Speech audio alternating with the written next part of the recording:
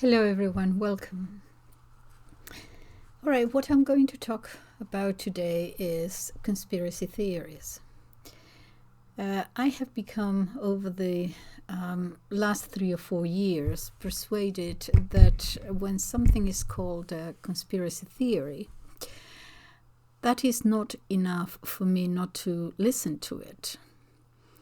As you know, the term, all of you know this, the term was invented by the CIA in the 50s, I believe, to counteract things that went against whatever they thought or they were doing. And so they would just say, oh, that's a conspiracy theory. And the term stuck. And now, whenever something goes much against the official narrative, it is called a conspiracy theory. And that is not enough for me to disregard it. In other words, I know that it is a label that is put on something. It might be that it's totally wrong, or it might be that it is not totally wrong. In other words, the label itself is not enough for me to disregard it. And so I'm going to talk today about things that might be termed by some conspiracy theories, and I'm going to talk about them for you to consider them. What I say, I'm not an expert on anything, so therefore anything that I say is just an opinion, so obviously. So it's up to you to agree, disagree, to look more into it, or to disregard it altogether. I don't say things as statement of facts. I'm saying things according to what seems right to me, or what seems normal to me. In other words, putting 2 and 2 together. It might be that I end up 2 and 2 being 5, but I'm trying to sort of link them together and analyze them. What makes sense to me? But it's, then you go ahead and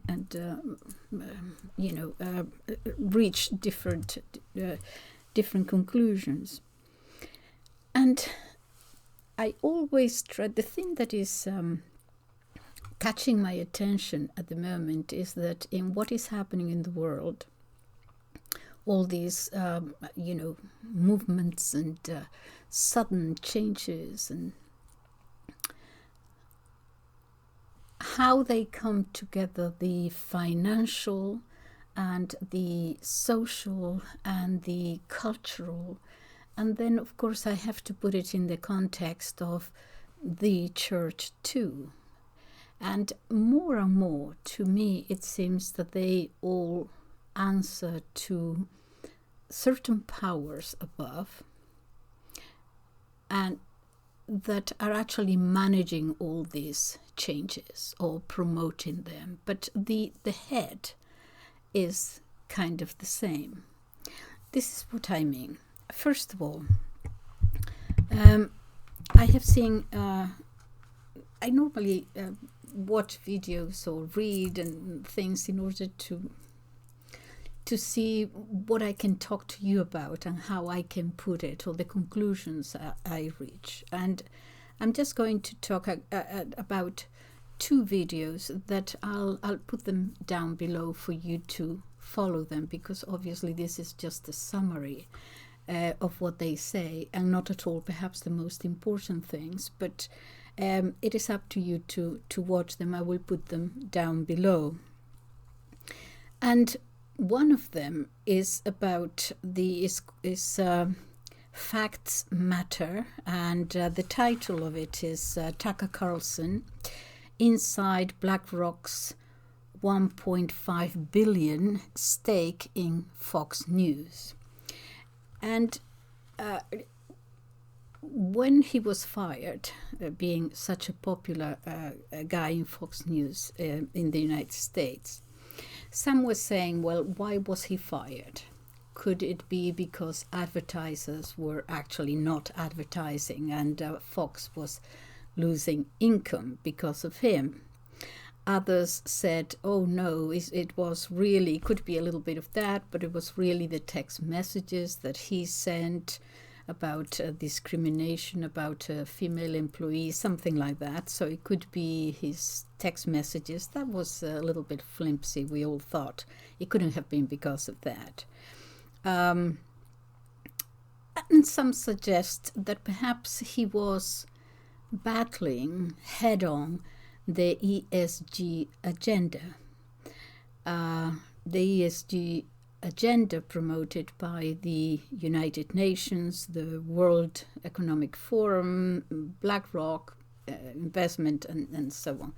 ESG is, it stands, as you know, for environmental, social, and governance, global. Yeah. And this is something that it is actually being introduced, or has already been introduced, in public traded companies, because they are giving an environmental, social, and global governance score, an ESG score. In other words, how many minorities are there in position of power in this particular corporation? Women, LGBT, etc. How much carbon, whatever environmental they produce. In other words, it's a matrix. And there are different matrices that they are judged on, and one of them is this equity, diversity, and inclusion, which I am going to argue is the equivalent in the 21st century of the old liberté, égalité, and fraternité of old, of the French Revolution. And so they are giving an overall score by the ASG, well, it's an industry, it's a rating industry, it's a rating agency, really. And you may think, well, what is wrong with that? You know, just checking on whether they are having enough women, enough this, enough that. Well, the problem is that apparently this has morphed into how much investment capital they will have access to if they do not follow this agenda. In other words, traditionally, private trading corporations just concentrated on getting the best financial return for their investors. Yeah, but now with this new ESG investment model, they may not have, unless they follow these rules, they may not have access to capital. So they have to invest. I have written some notes here. They have to actually go along with this program because they may not have access to the capital that they need. So Tucker Carlson, apparently, I didn't watch it every night, but apparently he would go against this ESG matrix and sometimes even making fun of them. In other words, the global agenda, to summarize it. Okay, and he calls them, oh, look at our lizard overlords and things like that. He was making fun, and Fox, of course, being a corporation, is not immune to this ESG. So they might have decided that even though they would lose the ratings that Tucker Carlson was bringing in, okay, that nevertheless, if they allowed him to continue, that would have a negative impact in their ESG score, in their overall score. And actually, that is much more important to them eventually than the ratings that he brought in.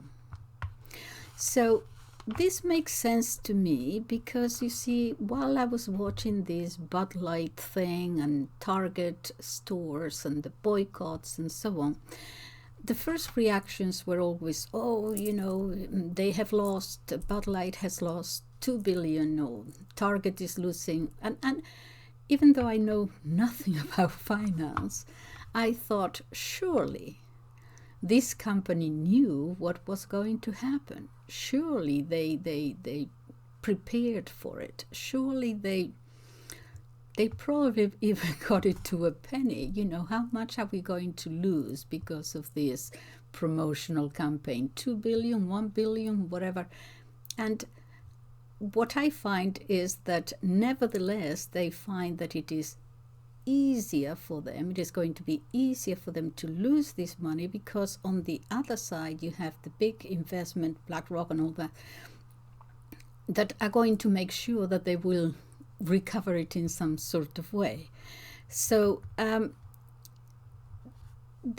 my point is that they expected the negative impact and have accounted for it. And the net result is that they don't care, because the millions or billions that they might lose in the short term, eventually they will recover. In other words, if they don't go along with this ESG, which is demanded of them from above, from other forces bigger than they are, they might end up losing much more. In other words, you are with them or you are against them, kind of thing. So that is what I think about the financial politics of it all.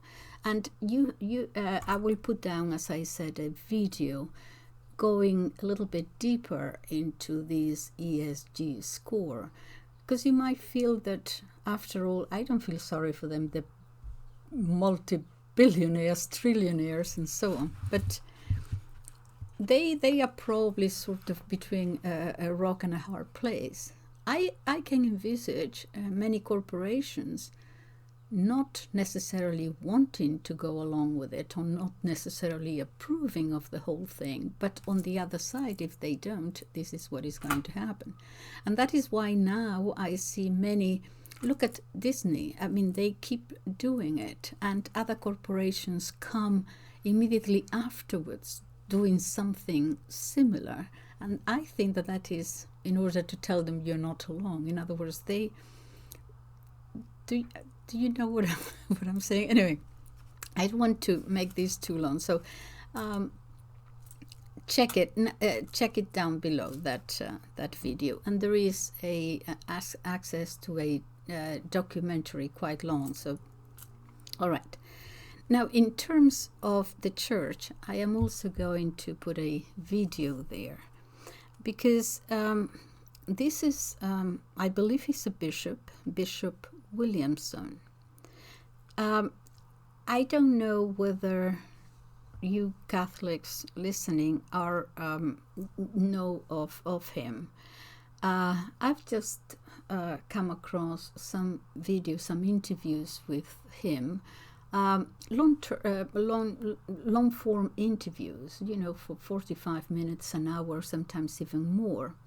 And I didn't know who he was, but I have come to realize that he got into trouble, I don't know when, in the 1980s or something, because he had said something that many considered anti-Semitic or something like that. I don't know the full scale. I didn't know of him.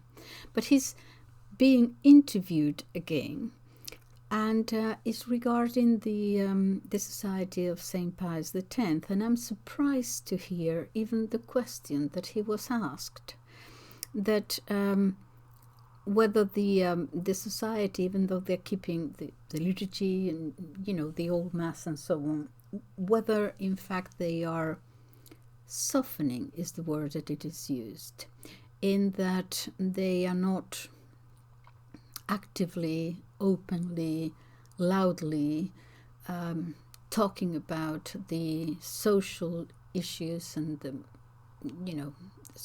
cultural, whatever is happening cultural in all our societies, that they should be perhaps more out there denouncing it or giving answers at any rate.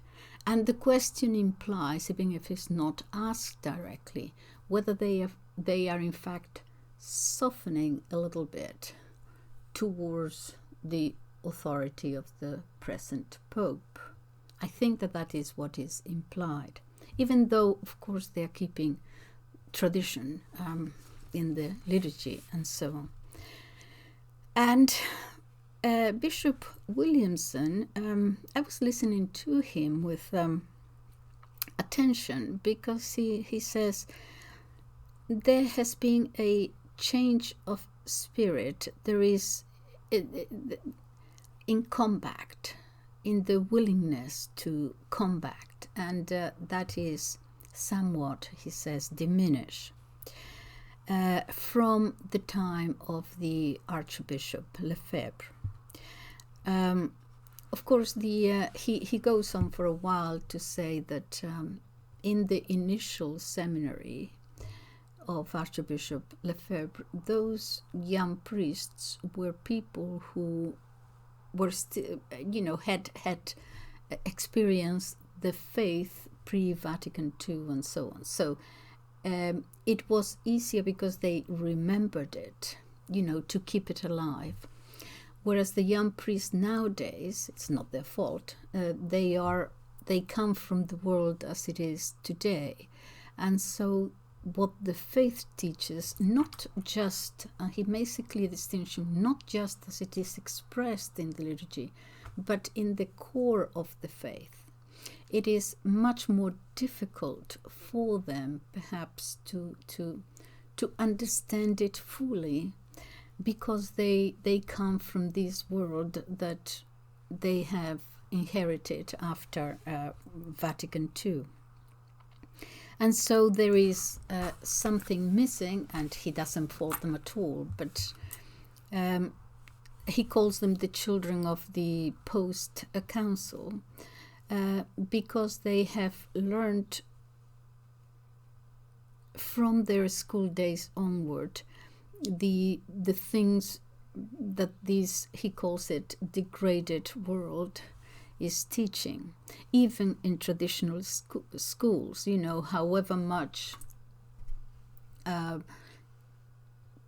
you have a traditional setting, nevertheless the rest of the world is going to sip into their understanding of the world.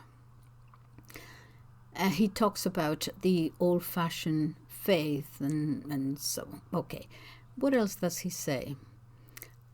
He goes on to faith and obedience, and he speaks very clearly about the fact that let me see,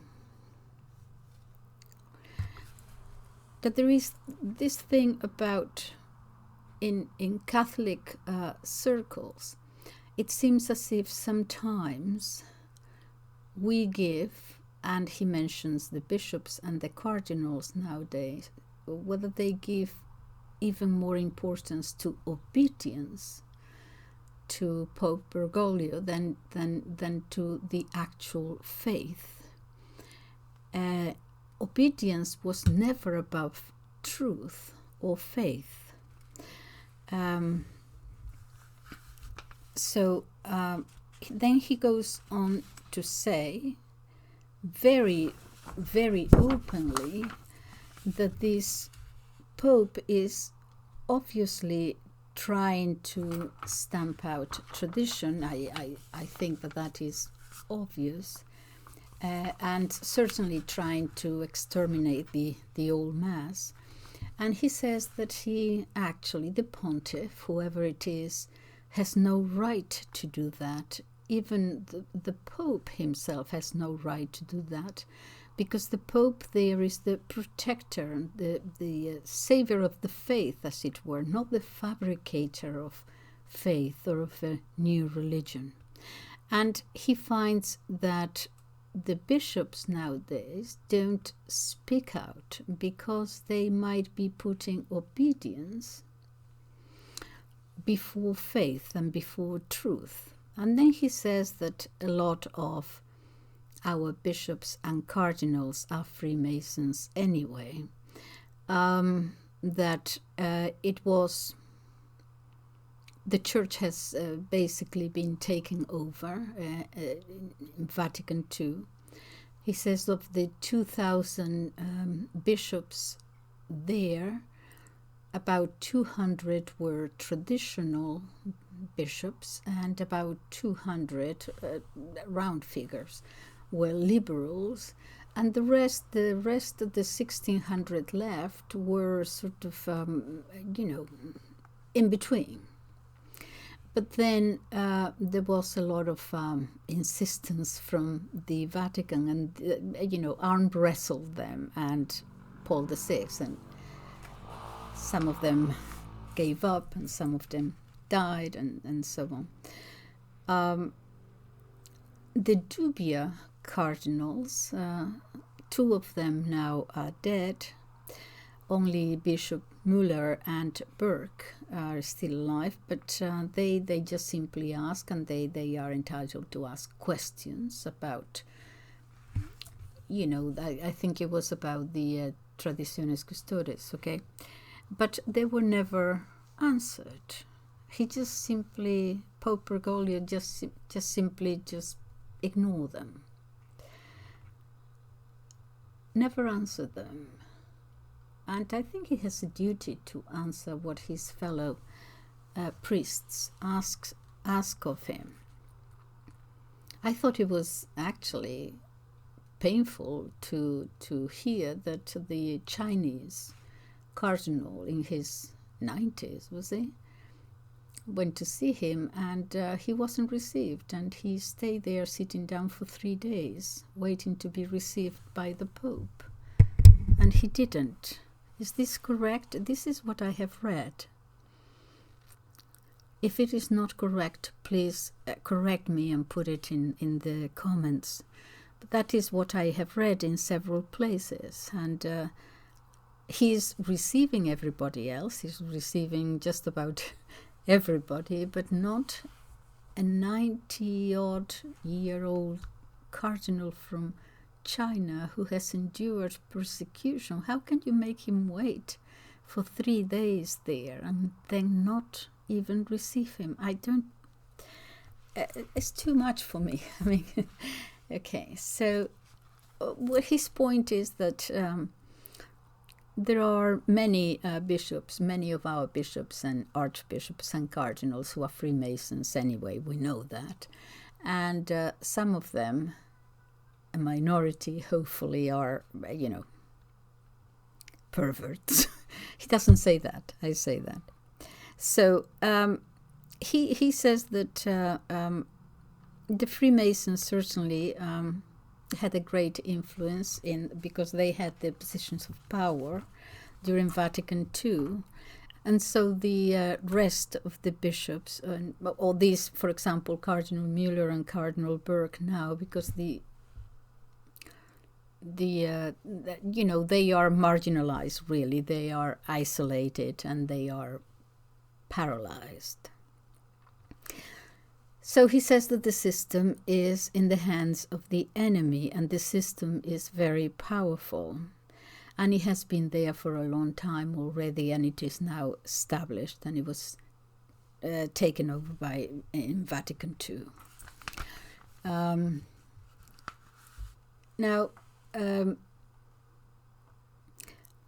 He says there has been now 6 popes who... when asked 2 and 2 are 4, sometimes they say it's 4, sometimes they say it's 5. And he is concerned that the church cannot survive as we go on.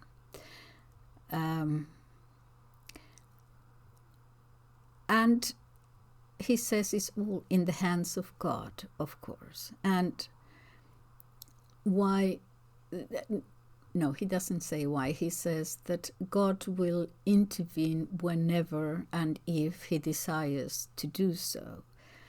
And why hasn't he intervened yet? Because of this crisis and so on. He makes a point that Catholics themselves will have to convert first truly convert to the faith before he comes and saves the church. In other words, he says, why just put the right pope there and sort everything out for us? We are just going to do it again. There has to be a transformation within us, and then perhaps God will give us the right leader. We are becoming softer. He says he talks rather beautifully about old times, centuries ago, when before industrialization, when, for example, men, because of the work that they had to do there at the farm, had to be strong men and have physical strength. And women, the stamina, rolling your sleeves up all day and they're washing and cleaning and cooking and all the rest of it. Now, when you don't have to do that, when you just have to press a button and your washing machine just washes everything, and diesel, you don't have to, is there to help with the harvest and so on, we are becoming physically even less strong. And because we're becoming less strong, we're actually also becoming less strong interiorly. Not only due to that, but we are becoming softer. Now,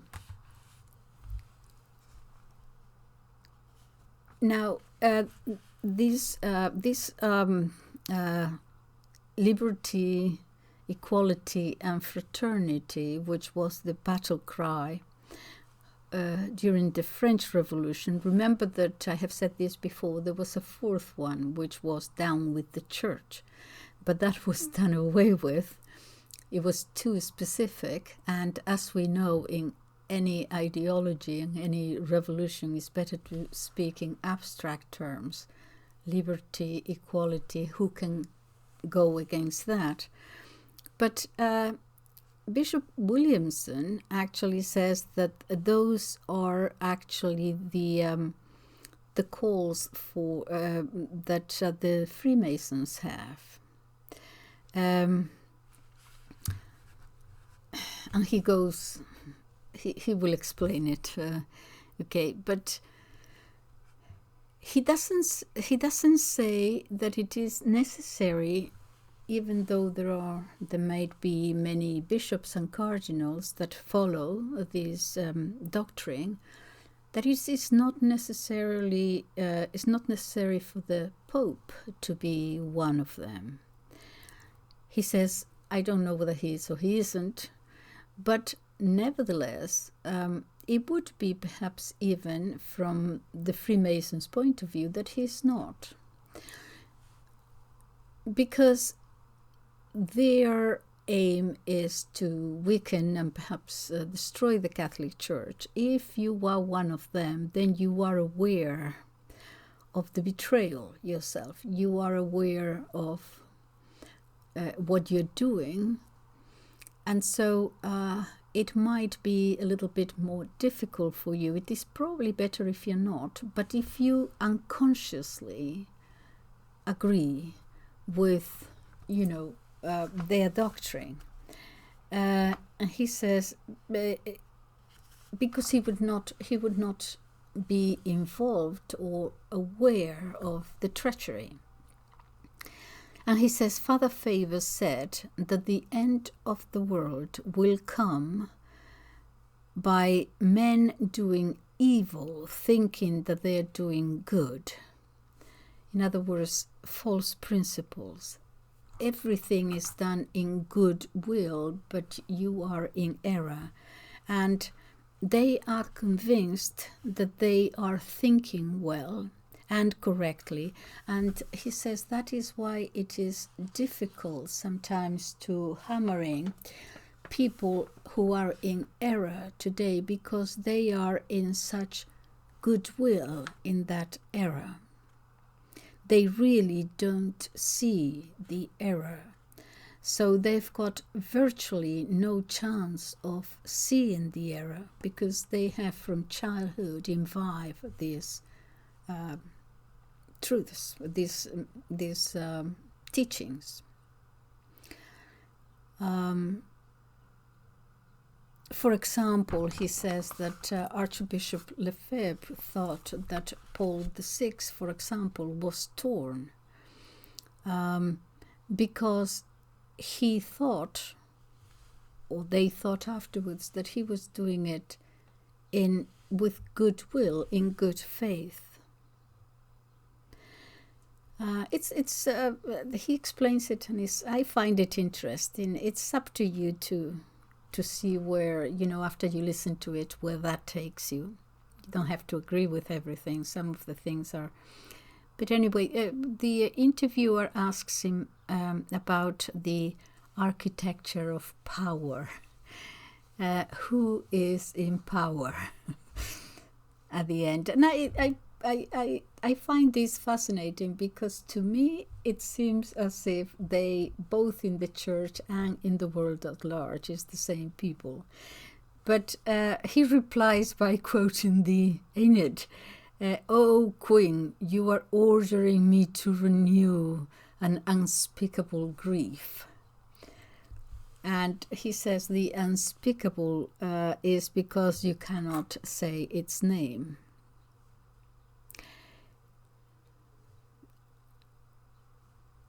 Okay, I'm going to leave it there. I think that everything is... The problems that we are facing in the Catholic Church, I have said it many times, is because the Catholic Church is the one who truly believes in the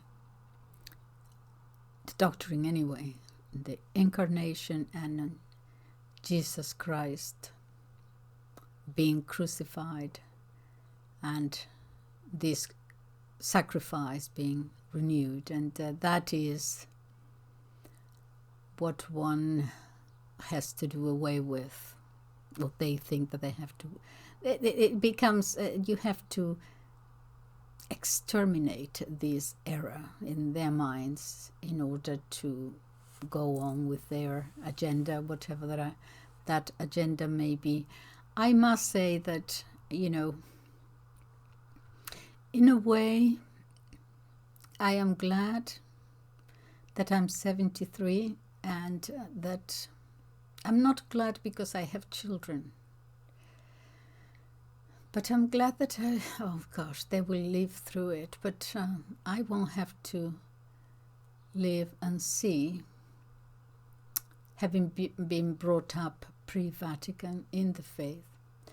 I won't have to see this brave new world that my children and grandchildren, I don't have grandchildren, but that they will have to live through or live under.